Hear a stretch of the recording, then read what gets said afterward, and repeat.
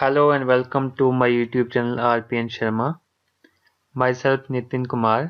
Hello friends, हम कर रहे थे हाइड्रोलॉजी एंड डैम्स का एक बहुत ही important and interesting topic sound chapter हम कर रहे थे जिसका नाम था आर्च एंड बटरस डैम्स। ठीक है, आर्च एंड बटरस डैम्स में हमने इसके 4 पार्ट कंप्लीट कर लिए थे। आज हम करेंगे इसका 5वां पार्ट। आज हम करेंगे तो 5वें पार्ट में हम देखने वाले हैं क्लासिफिकेशन ऑफ बटरस डैम। ठीक है, classification of buttress dam based on joint between the sloping membrane and the buttress. तो ये हमने पीछे ही देखा था कि हम जो क्लासिफिकेशन देख रहे हैं बटरस डैम्स की वो 2 टाइप में देख रहे हैं। फर्स्ट टाइप हमने देख ली, दूसरी हमारे पास joint between the sloping membrane and the buttress. Sloping membrane और बटरस के बीच का जो जॉइंट है उसके बेसिस पे हम देखेंगे क्लासिफिकेशन बटरस डैम्स की। ठीक है, तो हमारे पास हम बात करें इसकी तो इसमें हमारे पास 3 कैटेगरीज आ जाती हैं। ठीक है, में फर्स्ट आ जाता है rigid buttress dams. Rigid buttress dams की अगर हम बात करें, here the sloping membrane or deck is constructed monolithic. तो इसमें जो स्लोपिंग मेम्ब्रेन होती है या फिर डेक जो होता है उसको हम करते हैं constructed monolithic with the buttress. Buttress के साथ इसको मोनोलिथिक कंस्ट्रक्ट किया जाता है। मोनोलिथिक का मतलब हो गया एक साथ, मतलब जो मेम्ब्रेन है स्लोपिंग मेम्ब्रेन और बटरस को हम एक साथ कंस्ट्रक्ट करते हैं। ठीक है, as such for these dams the influence of foundation settlement, temperature variations and shrinkage of concrete are significant and provision have to be made for these in the design। ठीक है, तो इस केस में हमारे पास फाउंडेशन सेटलमेंट ज़्यादा होती है rigid buttress dam में।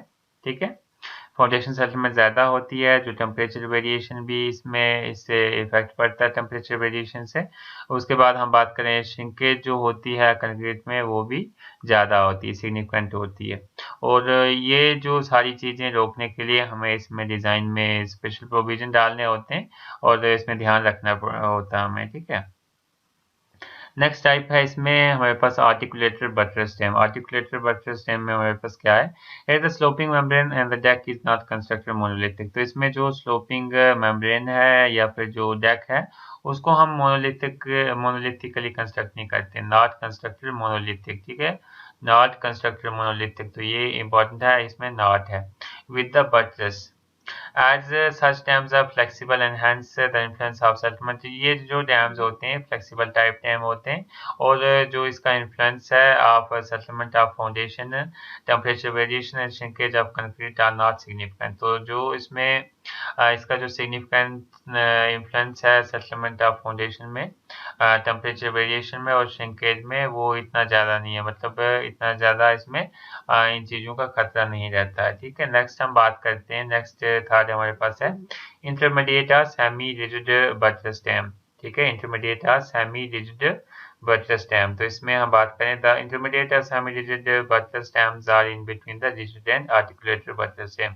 तो ये जो है सेमी और इंटरमीडिएट है, इसका मतलब है कि ये रिजिड और आर्टिकुलेटेड के बीच में आ जाता है। ठीक है, कहाँ पे है, इन between the rigid and the articulated. ठीक है, rigid and the articulated buttress dam.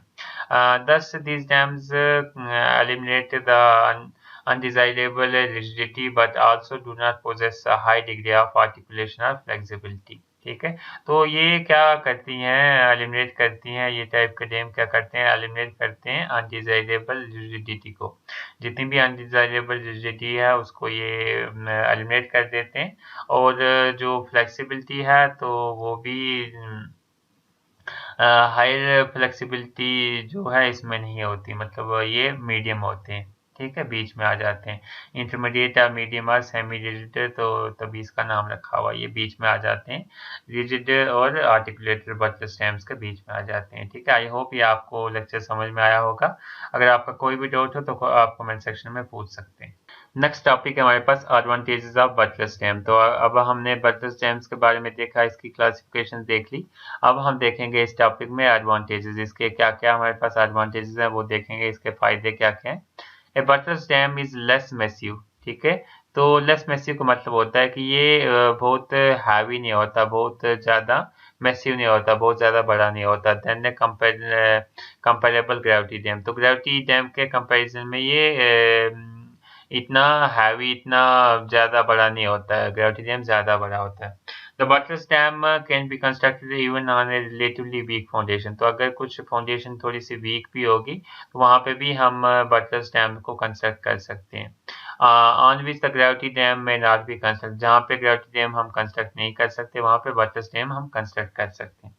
अगर हम बात करें spacing, the spacing of the butterfly dam में be adjusted to utilize zones of good foundation. ठीक है, तो जो भी स्पेसिंग है हमारे पास बटरफ्लाई की वो हम एडजस्ट कर सकते हैं to utilize zones of good foundation. Good foundation की जोन को यूज करके हम उसको एडजस्ट कर सकते हैं इसमें बटरफ्लाई डैम में। ठीक है, butterfly dams can be design to accommodate moderate amounts of foundation movement without serious damages. ठीक है, तो इसमें इसको डिज़ाइन किया जाता है बटरफ्लाई डैम को to accommodate the moderate amounts of foundation movement. ठीक है, जो भी फाउंडेशन मूवमेंट्स होती हैं तो वो ज़्यादा नुकसान ना करें, इस हिसाब से उसको डिज़ाइन किया जाता है।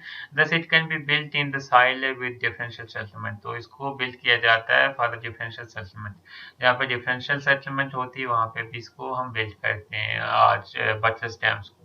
ठीक है, उसके बाद नेक्स्ट हमारे पास एडवांटेज इसमें है, the amount of concrete required for butterfly dam is about 1/3 to 1/2 of the concrete required for the gravity dam. That means इसमें जो कंक्रीट रिक्वायर्ड होता है बटरफ्लाई डैम में वो कितना यूज होता है, 1/3 to 1/2। 1/3 to 1/2 का मतलब हो गया कि 33 to 50% इसमें कंक्रीट यूज होता है ग्रेविटी डैम के मुकाबले में। मतलब ग्रेविटी डैम में मान लो 100 kg अगर यूज होगा तो इसमें बटरफ्लाई डैम में हमारे पास यूज, मैं ऐसे एग्जांपल ही ले रहा हूँ, मान लो 100 टन यहाँ पे यूज हो रहा है ग्रेविटी डैम में, तो इसमें खाली 33% से 50% तक ही यूज होगा कंक्रीट। ठीक है, नेक्स्ट एडवांटेज इसकी है, access is possible to the back of upstream face of the dam and to the foundation between butterflies for periodic inspection and for subsequent grouting and drilling pressure relied holes if required. ठीक है, तो इसमें access possible है। Access का मतलब होता है कि उसमें हम जा सकते हैं, access is possible to the back of the upstream face. जो बैक है अपस्ट्रीम फेस का वहाँ पे एक जाने के लिए एक्सेस रखा होता है। उससे क्या फ़ायदा होता है कि जो भी फाउंडेशन है बटरफ्लाई के लिए, ठीक है, वहाँ पे एक्सेस रखा होता है, वो हमारे पास पीरियडिक इंस्पेक्शन में हमें हेल्प करता है एंड सब्सिक्वेंट ग्राउटिंग में हमें हेल्प करता है। ड्रिलिंग प्रेशर जो होता है उस पर डिपेंड करता है, मतलब उसके लिए हमें ये रिक्वायर्ड होता है एक्सेस। देन थर्ड नेक्स्ट हमारे पास जो एडवांटेज है वो हम देख लेते हैं, the uplift pressure acting on the butterfly dam is considerably less. जो अपलिफ्ट प्रेशर इसमें एक्ट करता है वो कंसिडरेबली लेस एक्ट करता है। ठीक है, considerably less which leads to economy in concrete, जिससे कि हमारे पास इकोनॉमी आती है इन कंक्रीट में, इकोनॉमी कंक्रीट में आती है। इसका मतलब हो गया कि जो कंक्रीट है वो लेस रिक्वायर्ड होगा और हमारे पास जो डैम का खर्चा ओवरऑल आएगा वो कम आएगा। That means overall stability of the dam, और ओवरऑल स्टेबिलिटी भी इसकी क्या हो जाएगी, इंक्रीज हो जाएगी।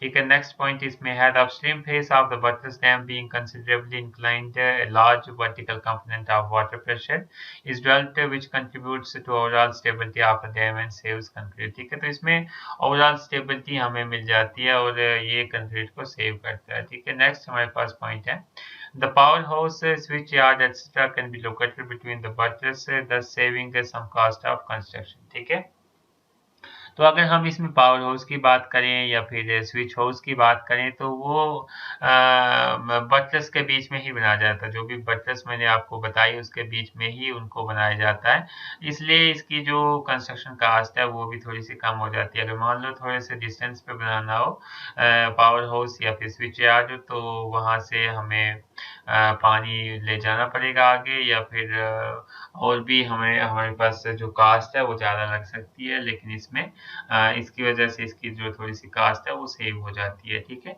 आई होप ये आपको लेक्चर समझ में आ गया होगा। अगर आपको कोई भी डाउट हो तो आप कमेंट सेक्शन में पूछ सकते हैं। नेक्स्ट इंपॉर्टेंट टॉपिक है इसमें डिसएडवांटेजेस ऑफ बटरफ्लाई डैम। ठीक है, तो बटरफ्लाई डैम्स की हम बात कर रहे थे, तो अभी हम देखेंगे इसकी डिसएडवांटेजेस देखेंगे बटरफ्लाई डैम्स की। फर्स्ट हमारे पास डिसएडवांटेज है इसकी स्किल्ड लेबर रिक्वायरमेंट। तो जैसे कि पिछले वाले डैम्स में हमने देखा था, इसमें भी स्किल्ड लेबर की ज़रूरत होती है हमें, जो मतलब काम को जाने। ऐसे ही हम आम लेबर को इसमें यूज़ नहीं कर सकते। Shuttering to concrete ratio are greater for butterfly dams than for the gravity dam. मतलब इसमें जो शटरिंग टू कंक्रीट रेशो जो होता है, मतलब जो शटरिंग रिक्वायरमेंट होती है इसमें वो ज़्यादा रिक्वायर्ड होती है। This may lead to higher unit rate of concrete. मतलब जो यूनिट रेट है कंक्रीट का वो भी हायर हो जाता है। मान लो शटरिंग का हमें पैसा ज़्यादा लग रहा है, कॉस्ट ज़्यादा लग रही है, तो इसकी जो यूनिट प्राइस होगी कंक्रीट की वो ज़्यादा होगी। ठीक है, नेक्स्ट हमारे पास इसमें डिसएडवांटेज है डिटोरिएशन ऑफ अपस्ट्रीम सरफेस। जो डिटोरिएशन होना, डिटोरिएशन का मतलब होता है खराब होना। जो अपस्ट्रीम सरफेस होती है वो खराब हो जाती है। आप relatively thin reinforced concrete deck slab or arch of the water stem has more serious effect on the stability of the dam। तो जो हमारे पास अपस्ट्रीम सरफेस होती है वो खराब हो जाती है, जिसकी वजह से जो स्टेबिलिटी होती है डैम की वो भी, उसमें भी इफेक्ट पड़ता है, सीरियस इफेक्ट पड़ता है स्टेबिलिटी में भी। ठीक है, नेक्स्ट पॉइंट की हम बात करें डिसएडवांटेज की, वो क्या है? The number of water seals to be provided and maintained by for a butterfly dam is usually more than other dams. जो नंबर ऑफ वाटर सील्स हम इसमें प्रोवाइड करते हैं बटरफ्लाई डैम में, वो ज़्यादा हमें प्रोवाइड करनी पड़ती है। ठीक है, in comparison to the other dams के मुकाबले में हमें ज़्यादा वाटर सील्स इसमें प्रोवाइड करनी पड़ती है।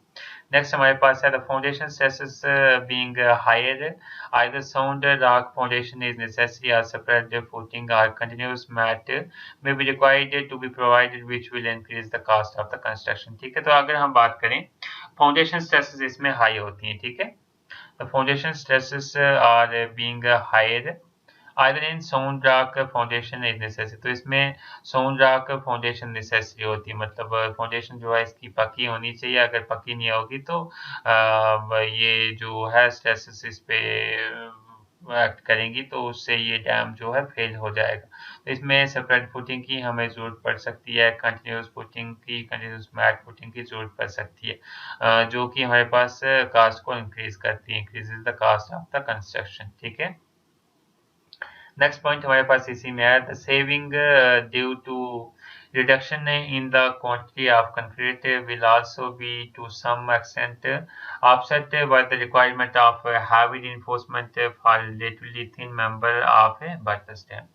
नेक्स्ट पॉइंट हमारे पास है the butterfly dams are more susceptible to wilful damage. Wilful damage का मतलब होता है बाय सबोटेज और एनिमी एक्शन। ठीक है, एनिमी एक्शन से या सबोटेज से जो हमारे पास डैमेज होता है इसमें, वो वाइल्डफुल डैमेज होता है देन ग्रेविटी डैम्स के मुकाबले में। ठीक है, एनिमी एक्शन, एनिमी एक्शन मतलब कोई एनिमी है बम वगैरह डाल दे तो उससे जो नुकसान होगा वो इसमें ज़्यादा होगा बटरफ्लाई डैम्स में in comparison to the solid gravity dams के मुकाबले में। ठीक है, तो इसके साथ ही ये चैप्टर खत्म हो जाता है। इसके बाद अगर आपको कोई डाउट हो तो आप कमेंट सेक्शन में पूछ सकते हैं, और मेरी यही रिक्वेस्ट है आपसे कि आप लेक्चर को स्टार्टिंग से देखें ताकि आपको सभी लेक्चर समझ में आ सके।